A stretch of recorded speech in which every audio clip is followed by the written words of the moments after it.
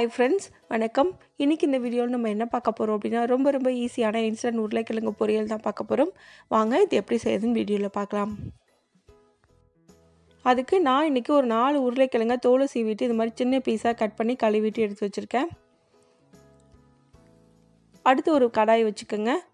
2 ல இருந்து 3 ஸ்பூன் எண்ணெய் ஊத்திக்கங்க. எண்ணெய் ஹீட் ஆனதுக்கு அப்புறமா 1/2 ஸ்பூன் கடுகு போட்டுக்கங்க. கடுகு லைட்டாக வெடிச்சதுக்கு அப்புறமா 2 பெரிய வெங்காயம் பொடியாக நறுக்கி அதையும் ஆட் பண்ணிக்கோங்க. இதை லைட்டாக ஃப்ரை பண்ணிக்கோங்க. 1 நிமிஷம் போல் ஃப்ரை பண்ணதுக்கப்புறமா இது கூட ஒரு பச்சை மிளகா கொஞ்சமாக கறிவேப்பிலை போட்டு அதையும் சேர்த்து நல்லா ஃப்ரை பண்ணிக்கோங்க. வெங்காயத்தோட கலர் லைட்டாக சேஞ்ச் ஆகணும், அந்தளவுக்கு ஃப்ரை பண்ணிக்கோங்க. இப்போ இது நல்லா ஃப்ரை ஆயிடுச்சு. இந்த அளவுக்கு ஃப்ரை ஆனதுக்கப்புறமா இது கூட 1 ஸ்பூன் மிளகாய்த்தூள், 1 ஸ்பூன் மல்லித்தூள், 1/2 ஸ்பூன் மஞ்சள் தூள் சேர்த்துக்கோங்க. மிளகாய் தூள் மட்டும் உங்கள் காரத்துக்கு ஏற்ற மாதிரி கூடவோ குறைச்சலோ நீங்கள் போட்டுக்கலாம். இதையும் சேர்த்து நல்லா 1 நிமிஷம் போல் ஃப்ரை பண்ணிக்கோங்க. 1 நிமிஷம் போல் ஃப்ரை பண்ணதுக்கப்புறமா நம்ம வெட்டி வச்சுருக்க உருளைக்கிழங்கு இது கூட ஆட் பண்ணணும். உருளைக்கிழங்கை ஆட் பண்ணி நல்லா மிக்ஸ் பண்ணணும்.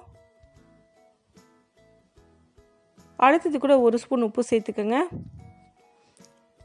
ஒரு 1/2 கப் அளவுக்கு தண்ணி ஊற்றிக்கங்க.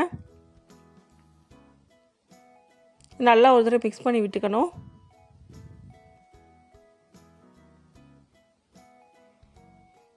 இப்போ இதை மூடி வச்சிடலாம். மூடி மீடியம் ஃப்ளேமில் ஒரு 3லேருந்து 4 நிமிஷம் போல் வேக வச்சா போதும், இது நல்லா வெந்துடும். இப்போ ஒரு 4 நிமிஷத்துக்கு அப்புறமா நான் ஓப்பன் பண்ணி பார்க்குறேன். நல்லா மிக்ஸ் பண்ணி விட்டுக்கோங்க. தண்ணி ஃபுல்லாக நல்லா ட்ரை ஆகி வந்திருக்கு. இப்போ அடுப்பை சிம்மில் வச்சு 1 நிமிஷம் போல் குக் பண்ணிக்கலாம். 1 நிமிஷத்துக்கு அப்புறமா நான் ஓப்பன் பண்ணுறேன். நல்லா ஒரு தடவை மிக்ஸ் பண்ணி விட்டுக்கோங்க.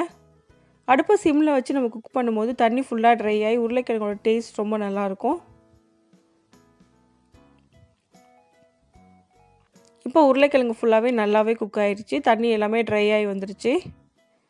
இப்போ ஃபைனலாக இது கூட கொஞ்சமாக கொத்தமல்லியில் ஆட் பண்ணிக்கோங்க.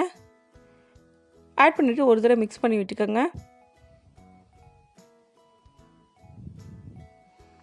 நல்லா மிக்ஸ் பண்ணதுக்கப்புறமா அடுப்பை ஆஃப் பண்ணிடலாம்.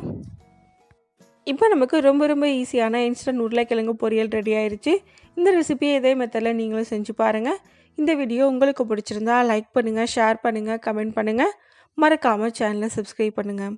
தேங்க்ஸ் ஃபார் வாட்சிங்.